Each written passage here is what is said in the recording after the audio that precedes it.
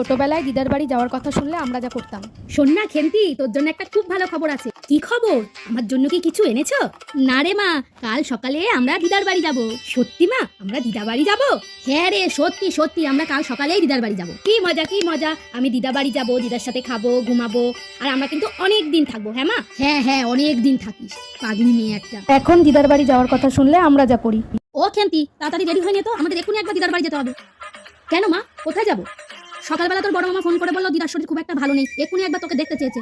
বিকেলে সবার সাথে একটু আড্ডা মারতে বেরোনোর কথা আছে, মাকে চেক করে হোক কাটাতে আরে হবে। বাবা, কি অত ভাবনা চিন্তা করছিস? তাড়াতাড়ি রেডি হয়ে যা। আমি যেতে পারবো না, তুমি চলে যাও, আমার বিকেলে একটু বেরোনোর কথা আছে। ও বিকেলে কোথাও বেরোনো লাগবে না, দিদা দেখতে যেতে কতদিন কত মাস তোকে দেখে না বলতো? তুই চল আমার সাথে। উফ, বারবার এক কথা বলো না তো, দিদা কি আমার এখনো দেখে নাকি যে নতুন করে আমাকে আবার দেখবে? ছোট থাকতে দিদার বাড়ি যাওয়ার জন্য কত আনন্দ পেতিস, আর এখন দিদাটা মোটে বসেছে, তুই একবার দেখতে যাবি না? ইমোশনাল ড্রামাটা না অ্যাটলিস্ট আমার সামনে করো না, আমি এখন বড় হয়ে গেছি, সে ছোট আর নেই। ঠিক আছে মা, তোর যেতে হবে না, আমি বুঝতে ভুল করেছি যে ছেলেমেয়েরা বড় হয়ে গেলে আর